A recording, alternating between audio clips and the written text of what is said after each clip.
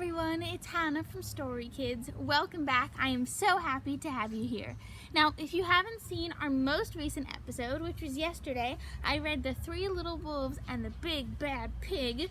You can see that and all our other Story Kids episodes right underneath this video in the description box. There are links to all of them and a big playlist that has all of them if you want to watch them on a loop.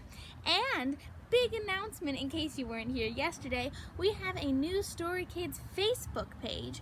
It's also linked in the description below, and you can ask your parents to go ahead, look at it, like it maybe, share it, and you can check it out because I will post on that Facebook every time there's a new story just for you.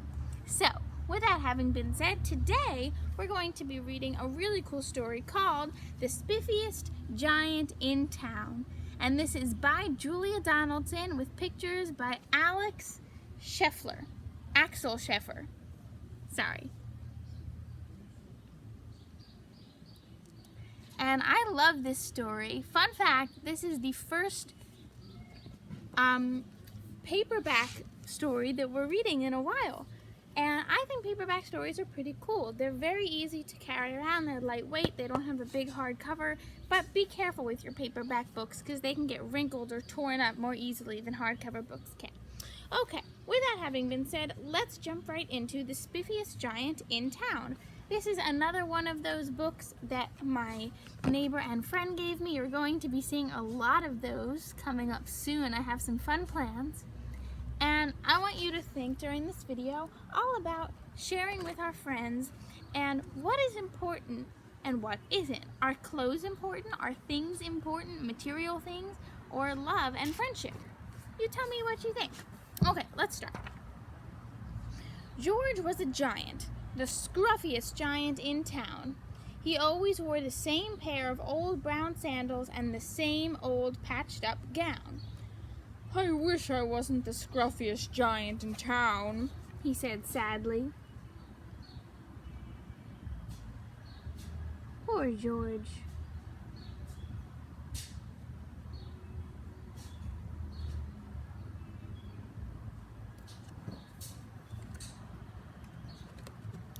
But one day, George noticed a new shop.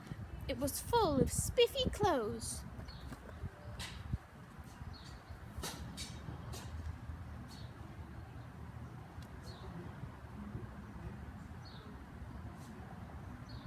So he bought a spiffy shirt, a spiffy pair of pants, a spiffy belt, a spiffy striped tie, some spiffy socks with diamonds on the side, and a pair of spiffy, shiny shoes. "Now I'm the spiffiest giant in town," he said proudly. Look at all those things George bought.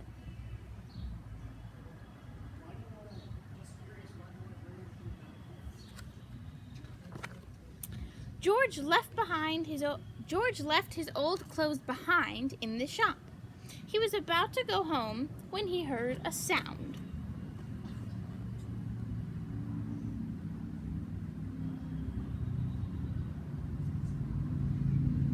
George had some pretty big clothes, huh?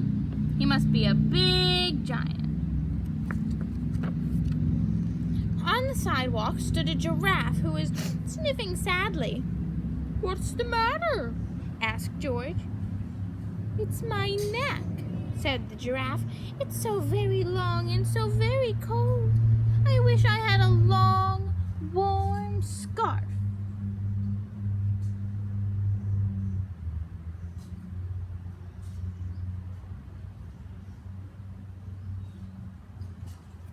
What do you think George is going to do? "Cheer up," said George, and he took off his striped tie. "It didn't match my socks anyway," he said, as he wound it around and around the giraffe's neck. It made a wonderful scarf. "Thank you," said the giraffe. As George strode toward home, he sang to himself, "My tie is a scarf for a cold giraffe, but look me up and down, I'm the spiffiest giant in town."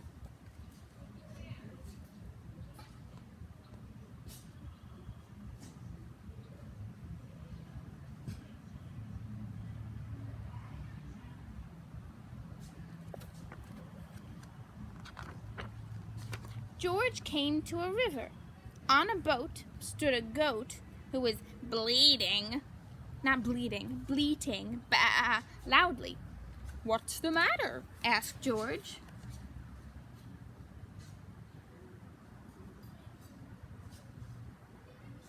"What do you see the matter with the picture?"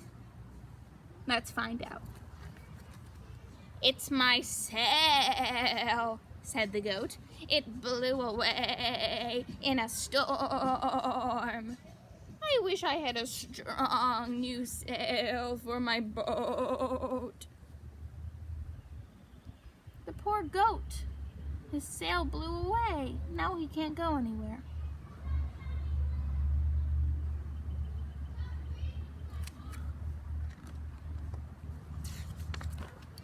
"Cheer up," said George, and he took off his new white shirt. "It kept coming untucked anyway," he said, as he tied it to the mast of the goat's boat. It made a magnificent sail. "Thank you," said the goat.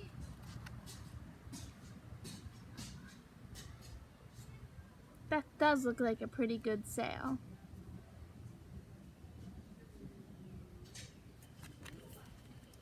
George strode on, singing to himself.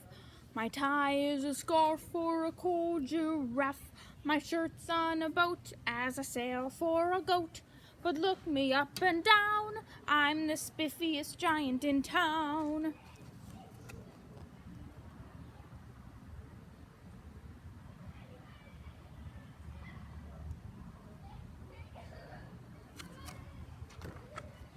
George came to a tiny ruined house. Beside the house stood a white mouse with lots of baby mice. They were all squeaking. "What's the matter?" asked George. "What do you think is the matter this time? Our house doesn't look in good shape, does it?"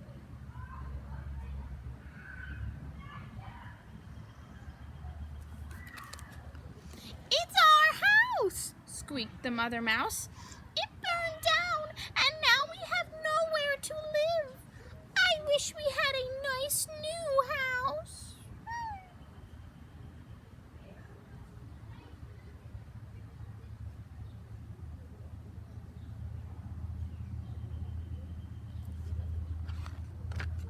"Cheer up," said George, and he took off one of his shiny shoes. "It was giving me blisters anyway," he said, as the mouse and her babies scrambled inside. The shoe made a perfect home for them. "Thank you," they squeaked. So let's see, what has George given away so far to help his friends? His shoes, his shirt, his tie? Or one of his shoes, I guess. George had to hop along the road now, but he didn't mind. As he hopped, he sang to himself. "My tie is a scarf for a cold giraffe. My shirt's on a boat as a sail for a goat. My shoe is a house for a little white mouse. But look me up and down, I'm the spiffiest giant in town."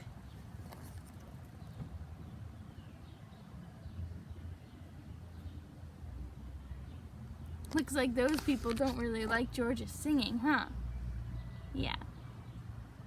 Okay, let's see what happens next. George came to a campsite. Beside a tent stood a fox who was crying. "What's the matter?" asked George.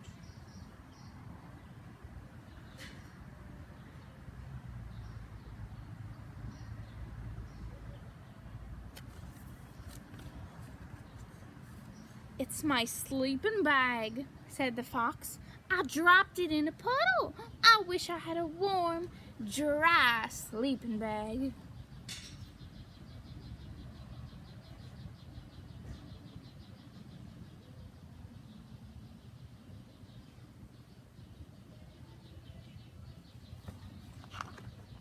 What do you think George has to help the fox? Let's see. "Cheer up," said George, and he took off one of his socks with diamonds on the sides. "It was tickling my toes anyway," he said, as the fox snuggled into it. It made a very fine sleeping bag. "Thank you," said the fox.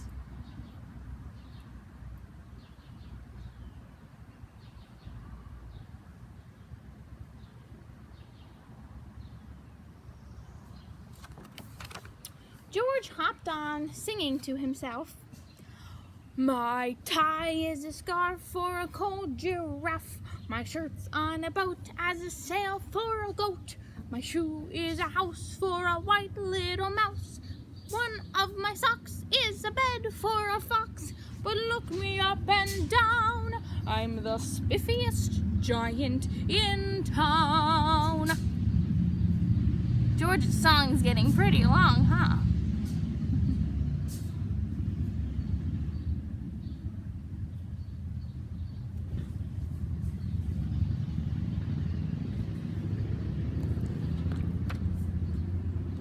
George came to a big squishy bog.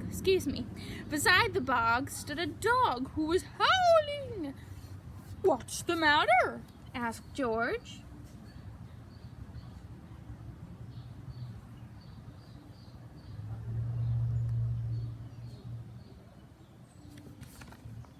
"It's this bog," said the dog. "I need to get across, but I keep getting stuck in the mud. I wish there was a safe, dry path."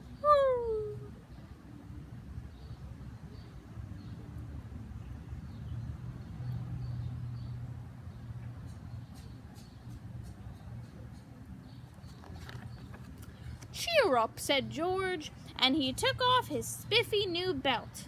"It was squeezing my tummy anyway," he said, as he laid it down over the bog. It made an excellent path. "Thank you," ruff, ruff, said the dog.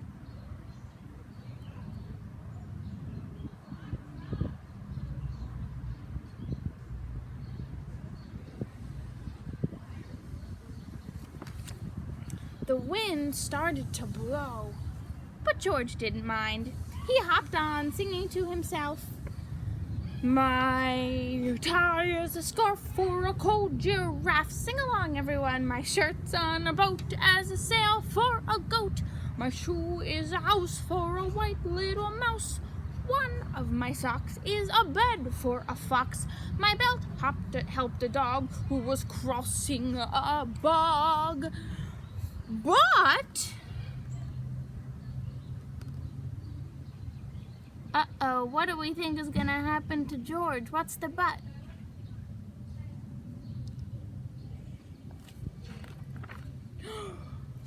My pants are falling down.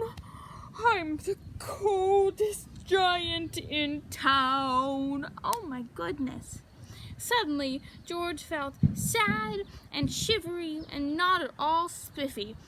He stood on one foot and thought, I'll have to go back to the shop and buy some more clothes. He turned around and hopped all the way back to the shop. Poor George.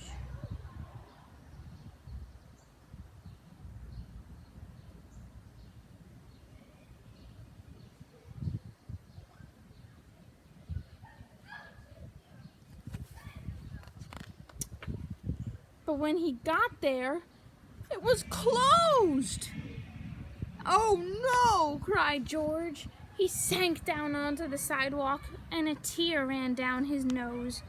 He felt as sad as all the animals he had met on his way home.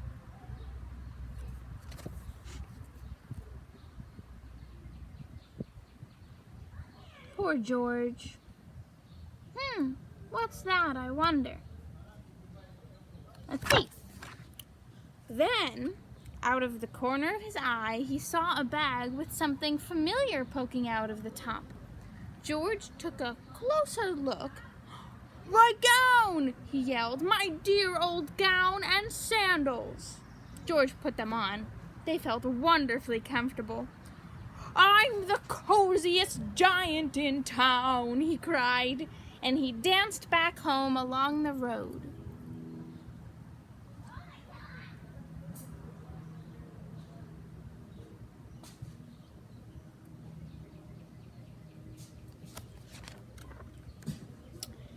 Outside his front door stood all the animals he had helped. They were carrying an enormous present. "Come on, George," they said, "open it." George untied the ribbon. Inside was a beautiful gold paper crown and a card. "Look inside the card, George," said the animals. George put the crown on his head and opened the card. I wonder what the card's gonna say.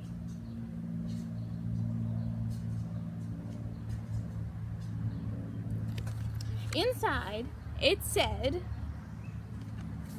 I'm gonna hold up this picture to the screen so you can sing along with me this time, okay? I'll do my best to read backwards. Here we go. You gave your scarf to a cold giraffe, your shirt's on a boat as a sail for a goat, your shoe is a house for a little white mouse, one of your socks is a bed for a fox, your belt helped a dog who was crossing a bog. So here is a very fine crown to go with the sandals and gown of the kindest giant, ready everyone, big finish, in town.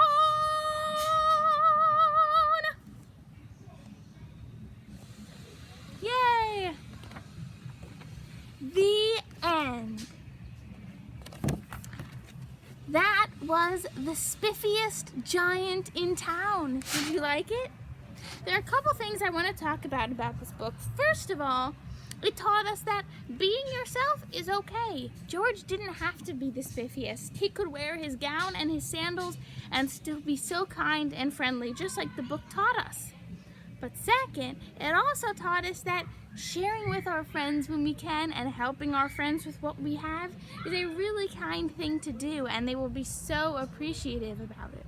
So maybe if you have something that you can give to a friend or even a stranger who needs help, with your parents' permission, of course, you can go ahead and help them, and then you'll be the kindest person to them because you will have been the person who helped them.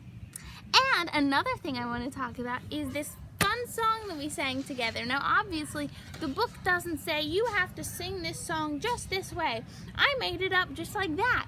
And that's a really fun creative thing you can do. I know we talk a lot about illustrations of books, and you can see these pictures by Axel Scheffler are really cool. They look like drawings or paintings to me. I think they're really pretty.